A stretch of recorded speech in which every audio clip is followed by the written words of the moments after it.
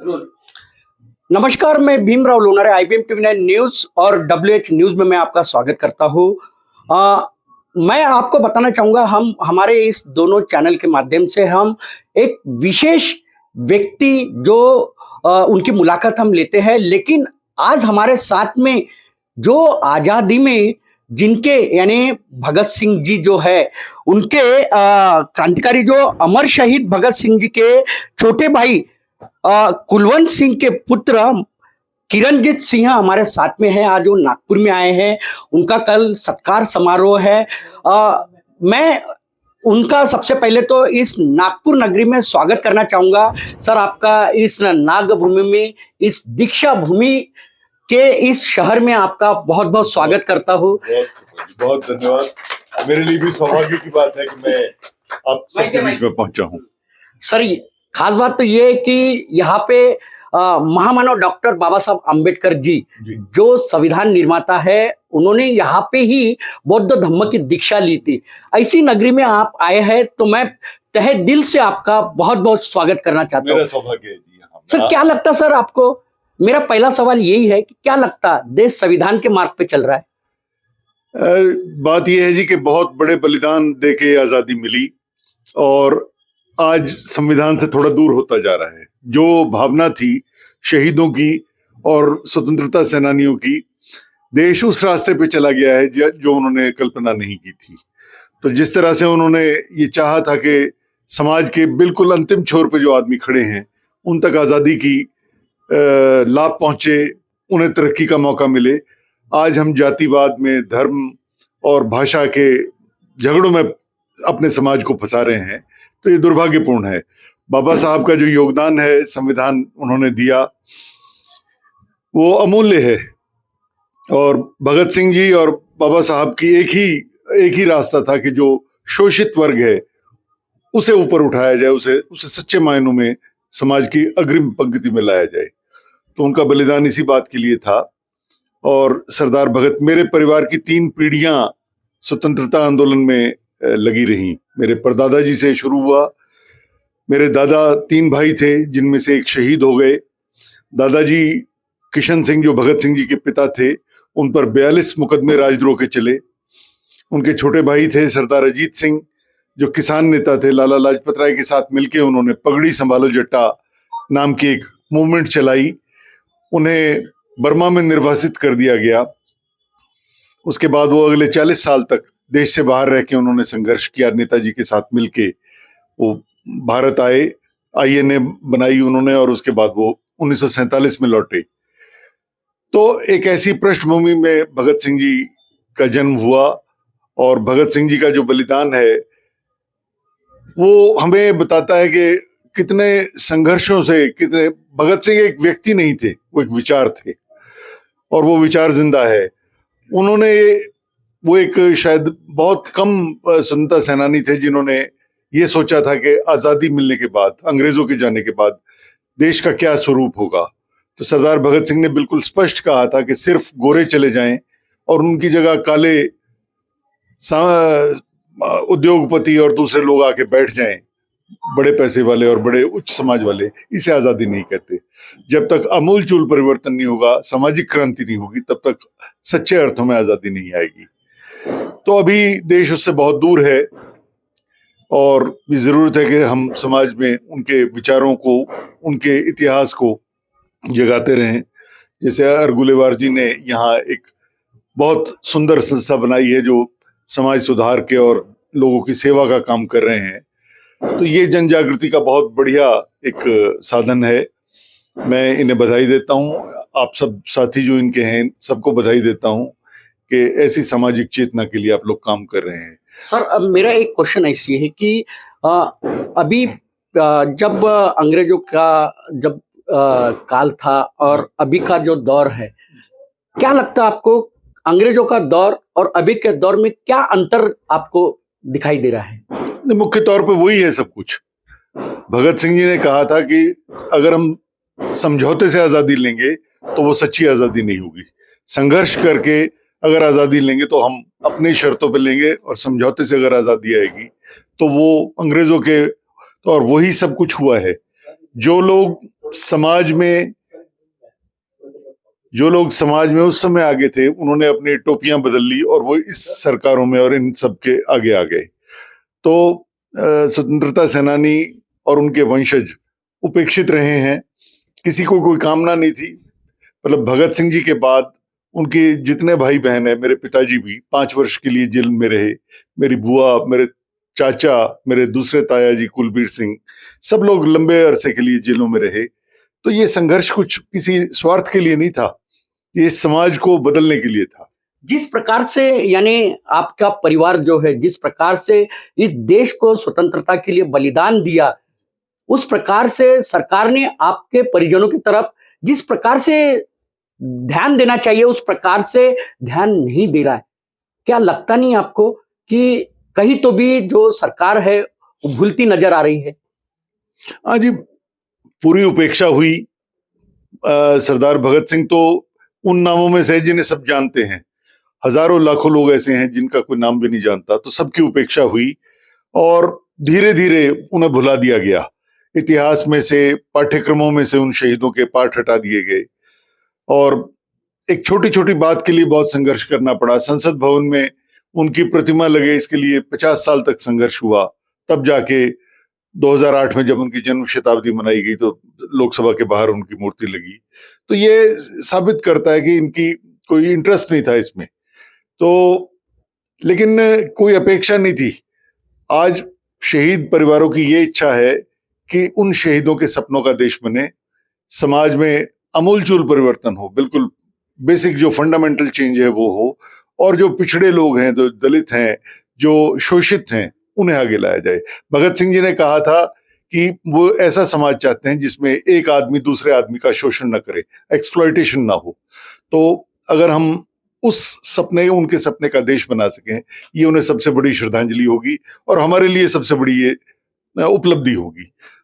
Sir क्या लगता है आपको कि एक तरफ अभी आज 22 जनवरी, आज पूरा देश यानी ये राष्ट्र राममय हो गया, ऐसे बोलने में कोई ये नहीं है, लेकिन आपको क्या लगता है कि देश क्या यानी प्रगति पथ पर है या नहीं है? नहीं, ये जो इन्होंने इसका हिस्टीरिया कायम किया है राम मंदिर का, राम पूजनीय है, सबके लिए श्रद्धेय हैं, लेकिन उसे इस तरह से बहुत एक इवेंट बनाना, मेगा इवेंट बनाना, ये देश के संसाधनों का विनाश है और देश के जो युवा पीढ़ी है उन्हें भी उल्टे रास्ते पे ले जा रहा है। इससे प्रगति नहीं होगी। इससे बहुत सारे, हमारी जो सरकार है ये इवेंट्स आयोजित करती है और इन्होंने एक ये मेगा इवेंट बनाया है। तो धर्म और भगवान ये तो अपनी निजी सोच के लिए, अपनी व्यक्तिगत सोच की चीज है। इसे इस तरह से सार्वजनिक करना और इस तरह से राष्ट्र के कहना कि भाई हम हिंदू राष्ट्र बनाएंगे, या कल को कोई लोग कहें हम खालिस्तान बनाएंगे, ये दुर्भाग्यपूर्ण है। देश जैसा सेकुलर था वैसा ही सेकुलर रहना चाहिए और उसी में खूबसूरती है। हमने देखा कि धर्म के नाम पे पाकिस्तान बना, उसका क्या हाल हुआ है। तो अगर हम इसे सेकुलर देश रखेंगे तभी इसकी तरक्की होगी। ये उल्टा रास्ता है जिसपे ये लेके जाने की प्रयास। मेरा एक आखिरी सवाल, अभी चुनाव है लोकसभा का और हमारे महाराष्ट्र का भी विधानसभा का, लेकिन मैं लोकसभा की बात करूंगा। क्या लगता कि ये जो इतना प्रोपोगंडा किया गया, ये चुनावी एजेंडा है क्या? बेशक, नहीं तो रामनवमी के दिन सब कह रहे थे कि भाई मौसम भी अच्छा होगा, आजकल उत्तर भारत में भयंकर सर्दी है। उस सर्दी के दौरान कोई कारण नहीं था कि 22 जनवरी को रखा जाता, तो रामनवमी के दिन इन्हें रखना चाहिए था। सिर्फ यही एजेंडा है कि सब लोग उन्हें फॉलो करें और उन्हें इसका क्रेडिट जाए कि उन्होंने राम मंदिर बनाया। इसी लाभ के लिए, चुनावी लाभ के लिए इसे रखा गया है। ये दुर्भाग्यपूर्ण है, ये नहीं होना चाहिए। राम सबके थे, भगवान सबके हैं, धर्म सबका है। इसे इस तरह से चुनावी लाभ के लिए, अपने व्यक्तिगत लाभ के लिए इस्तेमाल करना उचित नहीं है। निश्चित ही मैं बताना चाहूंगा कि सर ने एक यानी कहा है कि कोई भी भगवान रहे वो हमारे श्रद्धा स्थान है, उसे चुनावी एजेंडा नहीं बनाना चाहिए। क्योंकि रामनवमी भी थी, उस समय में भी जो है प्राण प्रतिष्ठान राम जी की कर सकते थे, लेकिन ये जो है 2024 में अभी चुनाव है और ये करना एक एजेंडा ही है, ऐसी भी उनका एक कहना है। हमारे साथ में अरगुल्लेवार सर भी है, जो चंद्रशेखर अरगुल्लेवार जी, जो एक माजी सैनिक है। वह जो है वो तेजस्वी बहुउद्देशीय संस्था के माध्यम से इन जो शहीद जो भगत सिंह हो गए, राजगुरु हो गए, इनके परिजनों के वो के जो व्यक्ति है उनका वो सत्कार कर रहे हैं। हमारे साथ में अरगुल्लेवार सर है, हम उनसे भी जानेंगे। क्या बताना चाहोगे सर? कल एक बहुत बड़ा अच्छा दिन है, कामठी में एक सत्कार समारोह है जो शहीदों के परिजनों का आप कर रहे हो। कल 23 जनवरी नेताजी सुभाष चंद्र बोस की 127वीं जयंती है और नेताजी सुभाष चंद्र बोस भी एक देश के क्रांतिकारी नेता थे। उनका भी एक बहुत बड़ा योगदान था और कहीं ना कहीं हमारा देश जो है इन क्रांतिकारी अमर शहीदों के परिवार को भूलता जा रहा है, भुला दिया गया है। 1947 के बाद में जब देश आजाद हुआ तो विदर्भ के अंदर में इनका कहीं भी किसी भी क्षेत्र में इनका कोई सत्कार सम्मान नहीं हुआ, इनको लोग भूलते गए। और कहीं ना कहीं मैं 25 साल सीएसएफ में हवलदार के पद पे काम किया और मैंने बहुत कुछ देखा मेरे लाइफ में, मेरी आंखों ने बहुत कुछ देखा है। तो मेरे मन में भी जज्बा था कि भाई जब मैं नहीं चाहता था कि मैं रिटायरमेंट लेकर आऊँ और मैं जब आऊँ तो मैं तिरंगे में लपट कर अपने निवास स्थान पे आऊँ, लेकिन वो अवसर मुझे नहीं प्राप्त हुआ। मैं भी शहीद होना चाहता था, लेकिन ये जो मेरे आंखों ने देखा 25 साल के अंदर में, तो मैंने सोचा कि भाई देश के हमारे को जिसने आज़ादी दिलाई, हम जिसके वजह से आज़ाद है, जिसकी वजह से हम आज़ाद सांस ले रहे हैं और जिसकी वजह से हम आज़ाद जीवन जी रहे हैं, उनके परिवार को लोग भूलते जा रहे हैं। लेकिन कहीं ना कहीं हमने बेड़ा उठाया और ईश्वर ने बोलो या इनके आशीर्वाद से, जो अमर शहीद है इनके आशीर्वाद से, उनका आशीर्वाद हमें प्राप्त हो गया। और 1947 के बाद में विदर्भ के अंदर में ये पहला कार्यक्रम हो रहा है। हम बहुत बड़े भाग्यशाली है जिसमें आप भी आते हैं, तेजस संस्था जो लोग जुड़े हैं उनका भी आशीर्वाद, उनका भी सहयोग। कोई लोग अगर मुझे सहयोग नहीं करते लेकिन मेरे मन से जुड़े हैं तो उनका भी इसमें सहयोग है। हम सौभाग्यशाली है, हमको इनका सत्कार करने का अवसर मिला है। और मैं अपने शब्दों को यही समाप्त करता क्योंकि हमारा सर मेरा एक आखिरी सवाल है आपसे।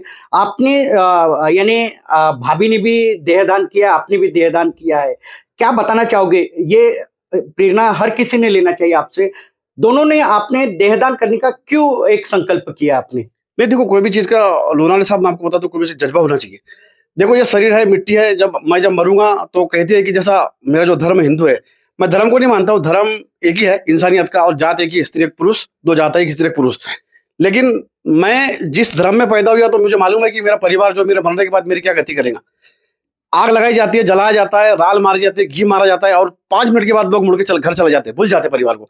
लेकिन हमारा जो शरीर है, मैं चाहता हूं कि उन लोगों के काम है जिनको हमारे बॉडी की पार्ट्स की आवश्यकता है, जिनको पैसे नहीं है इलाज कराने के लिए, हमारे बॉडी की पार्ट्स उन लोगों को लगे। और मैं तो ईश्वर से चाहता हूं कि मैं हार्ट अटैक की मौत से मरूं ताकि मेरे बॉडी का एक एक पार्ट्स, एक एक मेरा कण कण उन लोगों के काम है जिनको उसकी आवश्यकता है।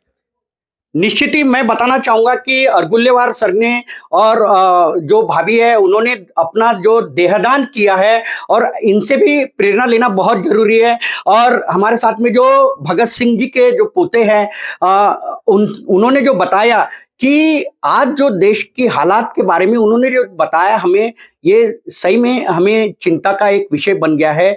क्योंकि देश जो है भक्ति भाव से तो चलना चाहिए, लेकिन युवाओं को क्या प्रेरणा मिलती है इस ऐसी जो चल रहा है देश में, उससे युवा क्या प्रेरणा लेते हैं? मैं एक आखिरी सवाल आपको करूंगा, आप क्या संदेश देना चाहोगे देश के युवाओं को? देश के युवा उन शहीदों को पढ़ें, उनके इतिहास को पढ़ें, उनके विचारों को पढ़ें, जो देश के असली हीरो हैं, क्योंकि उन्होंने बिना किसी स्वार्थ के देश के लिए, समाज के लिए अपने बलिदान दिए और उनके सपनों का देश बनाए। क्योंकि ये जो आज जो आप मीडिया में देखते हैं, आज जो आप चारों तरफ अपने माहौल देखते हैं, वो देश के लिए, देश के भविष्य के लिए अच्छा नहीं है। हम लोग सारी दुनिया में जाते हैं, देखते हैं, जहां जहां धर्म के नाम पे इस तरह का उन्माद फैलाया जाता है, वो देश के लिए अच्छा नहीं है। तो सब वर्गों को, सब जातियों को, सब पिछड़े लोगों को तरक्की का अवसर मिले, इसके लिए चाहिए कि हम लोग एक सेकुलर देश की निर्माण के लिए आगे बढ़ें। और जो शहीदों ने कल्पना की थी, जिन्होंने अपने बलिदान दिए थे, फांसियों पे चढ़े, जो अंडमान की जेलों में जाके जिन्होंने अपने जीवन बिताए, उनके जीवन से प्रेरणा लेते हुए हम लोग उस रास्ते पे चलें। ये देश के लिए बहुत जरूरी है। निश्चित ही सेकुलर देश होना ही बहुत जरूरी है अगर देश की प्रगति अगर चाहिए, यही हमें सर ने बताया है। और सर से हर किसी युवाओं ने प्रेरणा लेना भी जरूरी है। सर, आपका बहुत बहुत स्वागत है हमारे इस नागपुर नगरी में, इस धम्म भूमि में आपका बहुत बहुत स्वागत है। और कल आपका सत्कार समारोह है, इसलिए मैं आपका अभिनंदन भी करता हूँ। तो मैं यही बताना चाहूंगा युवाओं को, देश की युवाओं को, कि भगत सिंह जी को पढ़िए, आप राजगुरु जी को पढ़िए, जो शहीद हुए उनको पढ़िए और उनको पढ़ के उनसे प्रेरणा लीजिए। यही सर का भी कहना है और हमारे इन दोनों चैनल के माध्यम से हम यही बताना चाह रहे हैं। तो आप देखते रहिए IBM TV9 news, WH news. हमारे चैनल को लाइक कीजिए, सब्सक्राइब कीजिए, आइकॉन बेल बटन दबाना न भूले। धन्यवाद, नमस्कार, जय हिंद।